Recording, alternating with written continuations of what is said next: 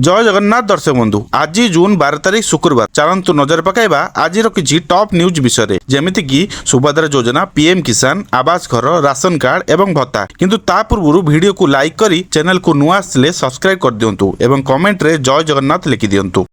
PM किसान को नहीं आसिला बड़ खबर चाषी बड़ खबर एही दिन आसीबो 23तम किस्तिर 2000 टंका। प्रधानमंत्री किसान सम्मान निधि योजनार लक्ष लक्ष हिताधिकारी खुशी खबर आसीची। जदि आपण मध्य चाषी एवं सरकार ठारू आर्थिक सहायता आपण अपेक्षा करिसंती तेबे 23तम किस्ती पई एक जरूरी सूचना आपण पई आसी सारिची। 13 मार्च 2026 रे प्रधानमंत्री मोदी आसाम रो गुवाहाटी एही योजनार 22तम किस्ती जारी करिथिले। सेही समय प्रत्यक्ष लाभ स्थानांतर डीबीटी माध्यम रे सारा देशर 93 नियुत रु अधिक चाषी बैंक अकाउंट को सीधा सड़क 2000 टंका पठा जाइथिला। एबे चाषी माने पुणी थरे परवर्ती अर्थात 23तम किस्ती उपरे नजर रखिछंती। एही टंका सीधा सड़क आपनक बैंक अकाउंट रे जमा हुए किंतु एक छोट भूल एही सहायता को अटकाई दे पारे। प्रधानमंत्री किसान योजना अधीन रे सरकार प्रति वर्ष चाषी को मोट 6000 टंका नगद सहायता प्रदान करंती। एही टंका चाषी अकाउंट रे 3टी किस्ती रे 2000 टंका लेखा रे आसी थाए। सिस्टम अनुसार प्रथम किस्ती एप्रिल रु जुलाई मध्य रिलीज हुए, द्वितीय किस्ती अगस्त रु नवेम्बर मध्य एवं तृतीय किस्ती डिसेम्बर रु मार्च मध्य रिलीज होता है। जेहेतु 22तम किस्ती मार्च 2026 रे आसी सारिछि तेणु एबे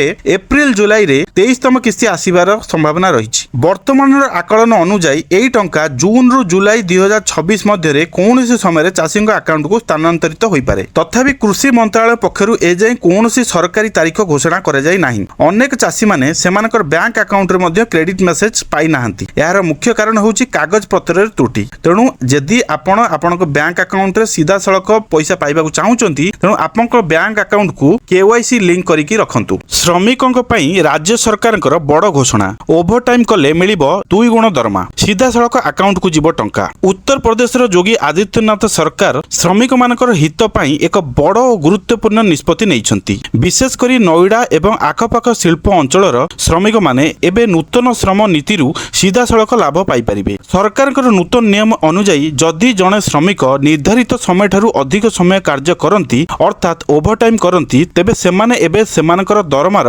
2 गुण मजूरी पाइबे। श्रमिक मानकर कठिन परिश्रमर उपयुक्त स्वीकृति सुनिश्चित करने पई एही निष्पत्ति निया जायछि। पूर्वरु अनेक स्थान रे ओभर टाइम रो ठीक भाबरे पैसा दिया जाउ नथिला जहा फल रे श्रमिक मानक मध्यरे असंतोष देखा जायतिला। यहा सहित आउ एक प्रमुख परिवर्तन हेउछि जे श्रमिकଙ୍କ दरमा एबे सीधा सड़क सेमानकर बैंक अकाउंट को स्थानांतरित हबो। यह स्वच्छता वृद्धि करबा सह मध्यस्थींकर भूमिका दूर करिवो। श्रमिक माने समानुसारे देय मध्य पाइबे जहा सेमानकर आर्थिक स्थिति को सुदृढ़ करि परिबो। सरकार यह मध्य स्पष्ट करिसंती जे कंपनी गुड़िक कर्मचारी मानकु सुरक्षित कर्मक्षेत्र समानुसारे दरमा एवं नियम पालन भली समस्त आवश्यक सुविधा जोगाइबा आवश्यक। एही नियम उल्लंघन करुथुवा जेकोनोसी कंपनी कठोर कार्यानुष्ठान सम्मुखीन हबो। उज्ज्वला हिताधिकारी को वर्ष को मिलिबो 4टी सिलिंडर। उज्ज्वला हिताधिकारी को बड़ झटका देइचंती सरकार। वर्ष को मिलुथुवा सब्सिडी सिलिंडर संख्या कमाई देइचंती। एणिकी 9टी बदल रे हिताधिकारी को मिलिबो मात्र 4टी सब्सिडी सिलिंडर। 2016 मे मासरे आरंभ होइथिला प्रधानमंत्री उज्ज्वला योजना जहा द्वारा गरीब परिवार वयस्क महिला को बिना डिपोजिट रे एलपीजी कनेक्शन दिया जाउथिला।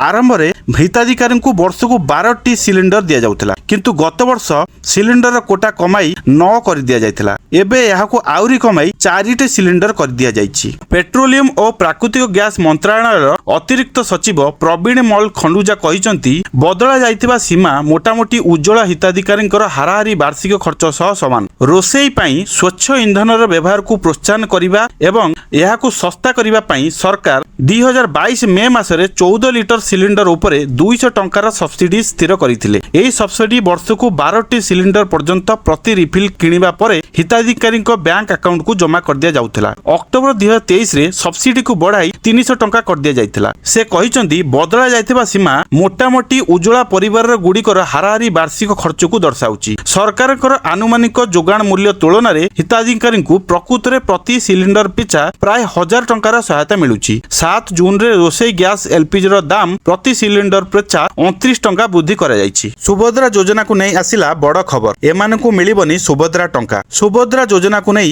ଆସିଲା ବହୁତ ବଡ଼ ଖବର। 18,000 ଟଙ୍କା ବୃତ୍ତି ପାଉଥିଲେ ସୁଭଦ୍ରା ପାଇଁ ଅଯୋଗ୍ୟ ହେବେ ଏହି ଛାତ୍ରୀ। ଛାତ୍ରୀମାନେ ବାର୍ଷିକ 18,000 ଟଙ୍କାରୁ ଅଧିକ ଛାତ୍ରବୃତ୍ତି ପାଉଛନ୍ତି କି? କୌଣସି ମହିଳାଙ୍କୁ କେନ୍ଦ୍ର କିମ୍ବା ରାଜ୍ୟ ସରକାରଙ୍କ ଠାରୁ 18,000 କିମ୍ବା ତାଠାରୁ ଅଧିକ ଟଙ୍କାର ଆର୍ଥିକ ସହାୟତା ମିଳୁଛି କି? ଯଦି ଆପଣ ଏପରି ସରକାରୀ ସହାୟତା ପାଉଥିବେ ତେବେ ସୁଭଦ୍ରା ଯୋଜନାରୁ ବାଦ୍ ପଡ଼ିବେ। ଏନେଇ ଦୁଇ ବିଭାଗରୁ ରିପୋର୍ଟ ମାଗିଲା ମହିଳା ଓ ଶିଶୁ ବିକାଶ ବିଭାଗ, ଉଚ୍ଚଶିକ୍ଷା ବିଭାଗ ଏବଂ ଅନୁସୂଚିତ ଜାତି ଜନଜାତି ଓ ସଂଖ୍ୟାଲଘୁ ବିଭାଗ ସଚିବଙ୍କୁ ପତ୍ର ଲେଖିଛି ବିଭାଗ। ସୁଭଦ୍ରା ନିୟମାବଳୀ ଅନୁସାରେ ଏହି ଯୋଜନା ଅଧୀନରେ ଯୋଗ୍ୟ ହେବା ପାଇଁ ହିତାଧିକାରୀଙ୍କ ବୟସ 21 ବର୍ଷ କିମ୍ବା ତାଠାରୁ ଅଧିକ ହୋଇଥିବା ଦରକାର। ରାଜ୍ୟ କିମ୍ବା କେନ୍ଦ୍ର ସରକାରଙ୍କର କୌଣସି ଯୋଜନା ଅଧୀନରେ ଯଦି ବାର୍ଷିକ 18,000 ଟଙ୍କା କିମ୍ବା ତାଠାରୁ ଅଧିକ ଅର୍ଥ ଗ୍ରହଣ କରୁଥିବେ ସେ କ୍ଷେତ୍ରରେ ସମ୍ପୃକ୍ତ ମହିଳା ଅଯୋଗ୍ୟ ଘୋଷିତ ହେବେ। ଏନେଇ ବିଭାଗକୁ ଅନେକ ଅଭିଯୋଗ ମିଳିଛି। ଛାତ୍ରୀମାନଙ୍କୁ ଯେଉଁ ଛାତ୍ରବୃତ୍ତି ରାଶି ପ୍ରଦାନ କରାଯାଉଛି ତାହା କେବଳ ଶିକ୍ଷା ସମ୍ବନ୍ଧୀୟ କାର୍ଯ୍ୟରେ ବ୍ୟବହାର ହେଉଛି। ହେଲେ ଏନେଇ ବିସ୍ତୃତ ଯାଞ୍ଚ କରି ତଥ୍ୟ ଦେବାକୁ ନିର୍ଦ୍ଦେଶ ଦିଆଯାଇଛି। ସୁଭଦ୍ରା ଉପରେ ପ୍ରଥମ ରାଜ୍ୟସ୍ତରୀୟ ପରିଚାଳନା ଏବଂ ତଦାରଖ କମିଟି ବୈଠକର ସମୀକ୍ଷା ପରେ ମହିଳା ଏବଂ ଶିଶୁ ବିକାଶ ବିଭାଗ ପକ୍ଷରୁ ସୂଚନା ପ୍ରଦାନ କରାଯାଇଛି ଯେ ସୁଭଦ୍ରା ଯୋଜନାର ହିତାଧିକାରୀମାନେ 60 ବର୍ଷ ବୟସ ପ୍ରାପ୍ତ କରିବା ପରେ ବାର୍ଦ୍ଧକ୍ୟ ପେନସନ ପାଇଁ ଆବେଦନ କରିପାରିବେ। ପରବର୍ତ୍ତୀ ଖବର, ଆୟୁଷ୍ମାନ କାର୍ଡରେ କେବଳ ଏଇମାନେ ପାଇବେ ସୁବିଧା। 70 ପାର ହେଲେ ମିଳୁଛି ଏହି ସବୁ ସୁବିଧା। 5 ଲକ୍ଷ ଟଙ୍କା ପର୍ଯ୍ୟନ୍ତ ମାଗଣା ସ୍ୱାସ୍ଥ୍ୟ ସେବା। ଘରେ ବସି କରନ୍ତୁ ଏହି କାମ। ଦେଶର ବରିଷ୍ଠ ନାଗରିକ ମାନଙ୍କ ପାଇଁ ଏକ ବଡ଼ ଏବଂ ଗୁରୁତ୍ୱପୂର୍ଣ୍ଣ ଖବର ଆସିଛି। ଯଦି ଆପଣଙ୍କ ଘରେ 70 ବର୍ଷ ବା ତାଠାରୁ ଅଧିକ ବୟସର ବ୍ୟକ୍ତିବିଶେଷ ଅଛନ୍ତି ତେବେ ଏହି ଖବର ସେମାନଙ୍କ ପାଇଁ ଖାସ୍। କାରଣ ଆୟୁଷ୍ମାନ ଭାରତ ଯୋଜନା ଅଧୀନରେ ଏବେ ସେମାନଙ୍କୁ ବାର୍ଷିକ 5 ଲକ୍ଷ ଟଙ୍କା ପର୍ଯ୍ୟନ୍ତ ମାଗଣା ଚିକିତ୍ସା ସୁବିଧା ମିଳିବ। ସବୁଠାରୁ ବଡ଼ କଥା ହେଉଛି ଏହି କାର୍ଡ ତିଆରି କରିବା ପାଇଁ ଆଉ ସରକାରୀ ଅଫିସ ଦୌଡ଼ିବାକୁ ପଡ଼ିବ ନାହିଁ। ଡିଜିଟାଲ ଇଣ୍ଡିଆର ଏହି ବଡ଼ ପଦକ୍ଷେପ ଯୋଗୁଁ ଏବେ ଆପଣ ଘରେ ବସି ମୋବାଇଲରେ ମଧ୍ୟ ଆୟୁଷ୍ମାନ ଗୋଲ୍ଡେନ କାର୍ଡ ଡାଉନଲୋଡ କରିପାରିବେ। ତେବେ ଆସନ୍ତୁ ଜାଣିବା ଏହି କାର୍ଡ କେମିତି ପ୍ରସ୍ତୁତ ହୁଏ ଏବଂ ହସ୍ପିଟାଲରେ ଏହାର କିଭଳି ଭାବରେ ଲାଭ ମିଳୁଛି। ସ୍ୱାସ୍ଥ୍ୟ ବିଭାଗ ଅନୁସାରେ ହିତାଧିକାରୀମାନେ beneficiary.nha.gov.in ପୋର୍ଟାଲରେ କିମ୍ବା ଆପ୍ ଜରିଆରେ ନିଜେ KYC କରିପାରିବେ। ଏଥିପାଇଁ ପ୍ରଥମେ ଗୁଗଲ ପ୍ଲେ ଷ୍ଟୋରରୁ ଆୟୁଷ୍ମାନ ଆପ୍ ଡାଉନଲୋଡ କରି ନିଜ ମୋବାଇଲ ସହ ଲଗ୍ଇନ୍ କରନ୍ତୁ। ବିବରଣୀରେ ନିଜର ରାଜ୍ୟ, ଜିଲ୍ଲା ଏବଂ ପରିଚୟ ପାଇଁ ନିଜର ପରିଚୟ ପତ୍ର ବା ରାସନ କାର୍ଡର ତଥ୍ୟ ଦିଅନ୍ତୁ। ତାଲିକାରେ ନିଜର ନାଁ ଖୋଜନ୍ତୁ ଏବଂ ମୋବାଇଲକୁ ଆସିଥିବା OTP ଜରିଆରେ KYC ଆରମ୍ଭ କରନ୍ତୁ। ଆବେଦନ ଅନୁମୋଦିତ ହେବା ପରେ ସେହି ଆପ୍ରୁ ଆପଣ ନିଜର ଡିଜିଟାଲ କାର୍ଡ ପ୍ରିଣ୍ଟ କରିପାରିବେ। ରାଜ୍ୟ ଚାଷୀଙ୍କ ପାଇଁ ସରକାରଙ୍କର ବଡ଼ ଘୋଷଣା। ଏତିକି ଟଙ୍କା ଲୋନ୍ ନେଲେ ଦେବାକୁ ପଡ଼ିବନି ସୁଧ। ଓଡ଼ିଶା ସରକାର ଚଳିତ ଖରିଫ ଋତୁରେ ଏକ ବଡ଼ ଧରଣର ଋଣ ଯୋଜନା ଘୋଷଣା କରିଛନ୍ତି। ରାଜ୍ୟରେ କୃଷି କ୍ଷେତ୍ରକୁ ଅଧିକ ଗତିଶୀଳ କରିବା ପାଇଁ ଏବଂ ଚାଷୀଙ୍କ ଆୟ ବୃଦ୍ଧି ଲକ୍ଷ୍ୟରେ ଓଡ଼ିଶା ସରକାର ପ୍ଲାନିଂ କରୁଛନ୍ତି। ଏହି କ୍ରମରେ ଏଥର ଖରିଫ ଋତୁରେ ସମବାୟ ବ୍ୟାଙ୍କ ଗୁଡ଼ିକ ଜରିଆରେ ଚାଷୀଙ୍କୁ ମୋଟ 11,500 କୋଟି ଟଙ୍କାର ଋଣ ପ୍ରଦାନ କରିବାକୁ ଧାର୍ଯ୍ୟ କରାଯାଇଛି। ରାଜ୍ୟ ସରକାରଙ୍କର ନୂଆ ନିୟମ ଅନୁଯାୟୀ ସମବାୟ ବ୍ୟାଙ୍କ, ପ୍ରାଥମିକ କୃଷି ଋଣ ସମବାୟ ସମିତି ଏବଂ ଅନ୍ୟାନ୍ୟ ବ୍ୟାଙ୍କ ମାଧ୍ୟମରେ 1 ଲକ୍ଷ ଟଙ୍କା ପର୍ଯ୍ୟନ୍ତ ଫସଲ ଋଣ ନେଉଥିବା ଚାଷୀଙ୍କ ପାଇଁ ସୁଧର ହାର 0% ରଖାଯାଇଛି। ସେହିପରି 1 ଲକ୍ଷରୁ 3 ଲକ୍ଷ ଟଙ୍କା ପର୍ଯ୍ୟନ୍ତ ଋଣ ନେଉଥିବା ଚାଷୀଙ୍କ ପାଇଁ ସୁଧର ହାର ମାତ୍ର 2% ରଖାଯାଇଛି। ଯଦି ସେମାନେ ନିର୍ଦ୍ଧାରିତ ସମୟ ମଧ୍ୟରେ ଋଣ ପରିଶୋଧ କରିଦିଅନ୍ତି ତାହେଲେ ତାଙ୍କୁ ଏ ସୁବିଧା ଲାଗୁ ହେବ। ସରକାର ସ୍ପଷ୍ଟ କରିଛନ୍ତି ଯେ ଏଣିକି ପ୍ୟାକ୍ସ ଜରିଆରେ ସମସ୍ତ ଚାଷୀମାନଙ୍କ ଆକାଉଣ୍ଟକୁ ଋଣ ଦିଆଯିବ। ଯେଉଁ ପ୍ୟାକ୍ସ ଗୁଡ଼ିକ ଅନଲାଇନ୍ ବ୍ୟବସ୍ଥା ଗ୍ରହଣ କରିନାହାନ୍ତି ସେମାନଙ୍କୁ ଖରିଫ 2026 ପାଇଁ ରିଫାଇନାନ୍ସ ସୁବିଧା ମିଳିବ ନାହିଁ। ଋଣ ଟଙ୍କା ସିଧାସଳଖ ଚାଷୀଙ୍କର ବ୍ୟାଙ୍କ ଖାତାକୁ ଯିବ, ଯେଉଁଥିପାଇଁ ଚାଷୀଙ୍କର ବ୍ୟାଙ୍କ ଖାତା ସହ ଆଧାର ସଂଯୋଗ ବାଧ୍ୟତାମୂଳକ କରାଯାଇଛି। ପରବର୍ତ୍ତୀ ଖବର, ଦୀଘା ଜଗନ୍ନାଥ ମନ୍ଦିରରୁ ହଟିଲା ଧାମ ଶବ୍ଦ। ମୋହନଙ୍କର ଚିଠି ପରେ ହଟାଇଲେ ଶୁଭେନ୍ଦୁ ଅଧିକାରୀ। ଦୀଘା ଜଗନ୍ନାଥ ମନ୍ଦିରରୁ ହଟିଲା ଧାମ ଶବ୍ଦ। ଗତକାଲି ପଶ୍ଚିମବଙ୍ଗ ମୁଖ୍ୟମନ୍ତ୍ରୀ ଶୁଭେନ୍ଦୁ ଅଧିକାରୀଙ୍କର ଘୋଷଣା ପରେ ଧାମ ଶବ୍ଦ ହଟାଯାଇଛି। ମନ୍ଦିର ଫାଟକରେ ଲେଖାଯାଇଥିବା ଫଳକ କାଢ଼ି ନିଆଯାଇଛି। ଜଗନ୍ନାଥ ଧାମ ବଦଳରେ ଜଗନ୍ନାଥ ସାଂସ୍କୃତିକ କେନ୍ଦ୍ର ଲେଖାଯାଇଛି। ମୁଖ୍ୟମନ୍ତ୍ରୀ ମୋହନ ଚରଣ ମାଝୀ ଚିଠି ଲେଖିବା ପରେ ପଶ୍ଚିମବଙ୍ଗର ମୁଖ୍ୟମନ୍ତ୍ରୀ ଶୁଭେନ୍ଦୁ ଅଧିକାରୀ ଦୀଘା ଜଗନ୍ନାଥ ମନ୍ଦିରରୁ ଧାମ ଶବ୍ଦ ହଟାଇବା ପାଇଁ ଘୋଷଣା କରିଛନ୍ତି। ପରିବର୍ତ୍ତନ ପରେ ମୁଖ୍ୟ ମନ୍ଦିରର ନାମ ଶ୍ରୀ ଶ୍ରୀ ଜଗନ୍ନାଥ ଦେବ ମନ୍ଦିର ଏବଂ ଏହାର ସଂଲଗ୍ନ ପୀଠକୁ ଶ୍ରୀ ଶ୍ରୀ ଜଗନ୍ନାଥ ସାଂସ୍କୃତିକ କେନ୍ଦ୍ର ଭାବରେ ନାମିତ କରାଯିବ ବୋଲି କହିଥିଲେ। ଯଦିଓ ସରକାରୀ ଟଙ୍କାରେ ନିର୍ମିତ ଏହି ଭିତ୍ତିଭୂମିକୁ ଶ୍ରୀ ଶ୍ରୀ ଜଗନ୍ନାଥ ସାଂସ୍କୃତିକ କେନ୍ଦ୍ର ଭାବରେ ନାମିତ କରାଯାଇଥିଲା, ତଥାପି ଏଥିରେ ଜୋର ଜବରଦସ୍ତ ଧାମ ଶବ୍ଦର ଯୋଡ଼ା ଯାଇଥିଲା, ଯାହା ଭାରତୀୟ ପରମ୍ପରା ଓ ସଂସ୍କୃତି ପାଇଁ ଆଦୌ ଠିକ୍ ନୁହେଁ। ତେଣୁ ଏହି ସାଂସ୍କୃତିକ କେନ୍ଦ୍ରର ନାମରୁ ଧାମ ଶବ୍ଦକୁ ହଟାଇବାକୁ ପଶ୍ଚିମବଙ୍ଗ ସରକାର ନିଷ୍ପତ୍ତି ନେଇଥିଲେ। ଏଣିକି ଦୀଘା ମନ୍ଦିରର ଦୈନନ୍ଦିନ ପୂଜା ଏବଂ ଦୈନନ୍ଦିନ ସେବା ଜଗନ୍ନାଥ ମହାପ୍ରଭୁଙ୍କର ପାରମ୍ପରିକ ରୀତିରେ କରାଯିବ ବୋଲି शुभेन्दु अधिकारी କହିଛନ୍ତି। सूचना थाउ कि ममता बानार्जी सरकार दीघारे जगन्नाथ मंदिर निर्माण करने सह एठारे जगन्नाथ धाम फलक लगाइथिले, जाहाकू ओडिशारे तीव्र विरोध करा जायथिला। विरोधी दलरे थिबा सत्वे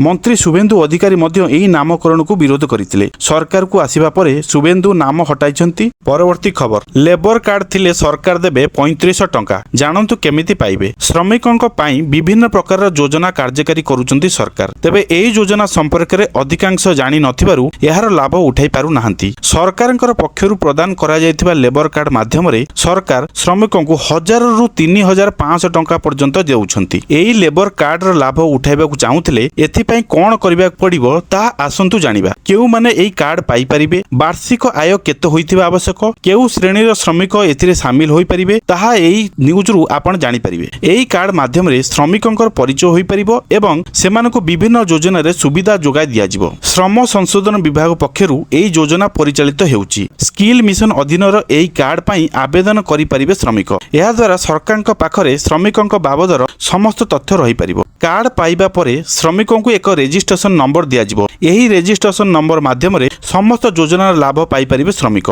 एही योजनार लाभ समस्त श्रमिकंकु जोगाई दिया जिवो। कार्ड रे केवल सहायता नुहे बरं श्रमिकंक दक्षता अनुसार सेमानकु काम मध्य जोगाई दिया जिवो। एही कार्ड पाइबाकु हेले श्रम संशोधन विभागर वेबसाइट विजिट करबाकु हबो। एही कार्ड पई वर्ष पूर्ण हेबा परे साइकल क्रय पई 3500 टंका मिलिबो। सेहि भली श्रमिकंक पई उपकरण किनिबाकु सरकार लेबर कार्ड माध्यम रे 15000 टंका जोगाई देबे। केवल निर्माण कारीगर मानकु एही सुविधा दिया जिवो। सेहि भली घर तयारी पई 20000 टंका मध्य देबे सरकार। तबे सेति पई 3 वर्ष पूर्ण होइतिबा आवश्यक। 1920 तारिख रे ओडिशा आसीबे राष्ट्रपति और प्रधानमंत्री। ओडिशा आसीबे देशर सर्वोच्च दुई नेतृत्व राष्ट्रपति और प्रधानमंत्री। आसंता 1920 तारिख रे हेबाकु थिबा एही गुरुत्वपूर्ण राज्य ग्रस्तकु नेई एबेठारु जोरदार प्रस्तुति आरंभ होई सारिछि। सुरक्षा व्यवस्था, यातायात व्यवस्था और कार्यक्रम स्थल निरीक्षण को नेई प्रशासन मध्य तत्पर होई उठिछि। सूचना अनुसार राष्ट्रपति तांको ग्रस्त समय किछि आधिकारिक कार्यक्रम रे अंशग्रहण करिवे। सेहिपरि भाबरे प्रधानमंत्री मध्य विभिन्न उन्नयन योजनार शुभारंभ करिवे। एही ग्रस्त को नेई राज्य प्रशासन और पुलिस विभाग सहयोग रे विशेष सुरक्षा योजना प्रस्तुत करा जाइछि। कार्यक्रम स्थल रे भीड़ नियंत्रण,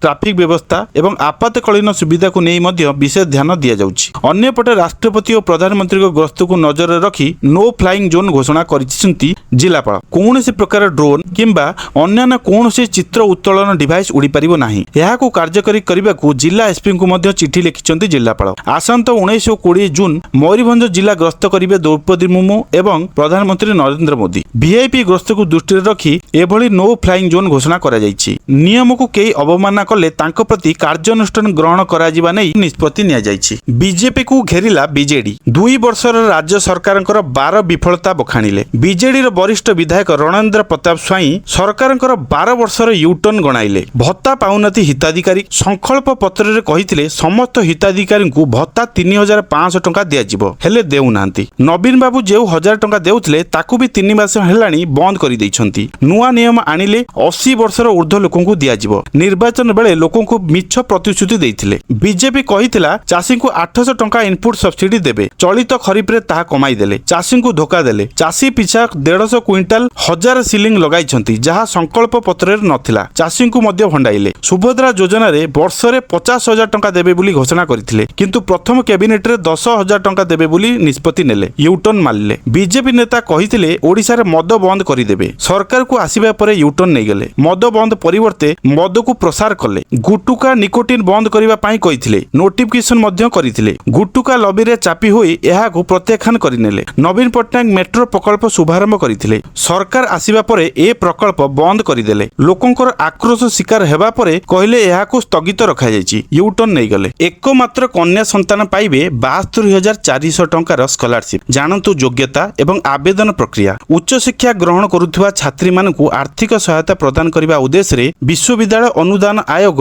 यूजीसी द्वारा post graduate Indira Gandhi scholarship for single girl child योजना कार्यकारी करा जाउछि। एही योजना अधीन रे सेही छात्री मानकु आर्थिक आर्थिक सहायता प्रदान करा जायଥାଏ ଯେଉଁମାନେ ନିଜ ମାତା ପିତାଙ୍କର ଏକମାତ୍ର ସନ୍ତାନ ଏବଂ ନିୟମିତ ଭାବରେ ମାଷ୍ଟର ଡିଗ୍ରୀ ବା ପିଜି ପାଠପଢ଼ା ଜାରି ରଖିଛନ୍ତି। ଏହି ସ୍କଲାରସିପ୍ର ମୂଳ ଲକ୍ଷ୍ୟ ହେଉଛି ଦେଶରେ ଝିଅମାନଙ୍କର ଉଚ୍ଚ ଶିକ୍ଷାକୁ ପ୍ରୋତ୍ସାହିତ କରିବା ଏବଂ ସେମାନଙ୍କୁ ଆଗକୁ ବଢ଼ାଇବା ପାଇଁ ପ୍ରୋତ୍ସାହିତ କରାଇବା। ଏହି ଯୋଜନା ଅଧୀନରେ ଯୋଗ୍ୟ ଛାତ୍ରୀମାନଙ୍କୁ 2 ବର୍ଷ ପର୍ଯ୍ୟନ୍ତ ଆର୍ଥିକ ସହାୟତା ପ୍ରଦାନ କରାଯାଇଥାଏ, ଯାହାଫଳରେ ସେମାନେ କୌଣସି ଆର୍ଥିକ ଅସୁବିଧା ବିନା ନିଜର ପାଠପଢ଼ା ଜାରି ରଖିପାରିବେ। ୟୁଜିସିର ଏହି ଯୋଜନା ଅଧୀନରେ ଚୟନିତ ଛାତ୍ରୀମାନଙ୍କୁ ପ୍ରତିବର୍ଷ 36,200 ଟଙ୍କାର ଛାତ୍ରବୃତ୍ତି ପ୍ରଦାନ କରାଯାଇଥାଏ। ଏହି ସହାୟତା 2 ବର୍ଷ ପର୍ଯ୍ୟନ୍ତ କରାଯାଇଥାଏ, ଯାହାଫଳରେ ସମୁଦାୟ 72,400 ଟଙ୍କାର ରାଶି ଛାତ୍ରୀଙ୍କର ବ୍ୟାଙ୍କ ଆକାଉଣ୍ଟକୁ ସିଧାସଳଖ ଡିବିଟି ମାଧ୍ୟମରେ ପଠାଯାଇଥାଏ। ପ୍ରତିବର୍ଷ ପ୍ରାୟ 3,000 ନୂତନ ଛାତ୍ରୀ ଏହି ଯୋଜନାରୁ ଉପକୃତ ହୋଇଥାନ୍ତି। ଏହି ସ୍କଲାରସିପ୍ର ସବୁଠାରୁ ଗୁରୁତ୍ୱପୂର୍ଣ୍ଣ ବିଶେଷତା ହେଉଛି ଏଥିପାଇଁ ଆବେଦନ କରିବାକୁ ପରିବାରର ଆୟ ସମ୍ବନ୍ଧୀୟ କୌଣସି ସର୍ତ୍ତ ରଖାଯାଇ ନାହିଁ। ଅର୍ଥାତ୍ ଆର୍ଥିକ ସ୍ଥିତି ଯାହା ହେଉନା କାହିଁକି ଯୋଗ୍ୟ ଛାତ୍ରୀମାନେ ଏହି ଯୋଜନା ଆବେଦନ କରିପାରିବେ।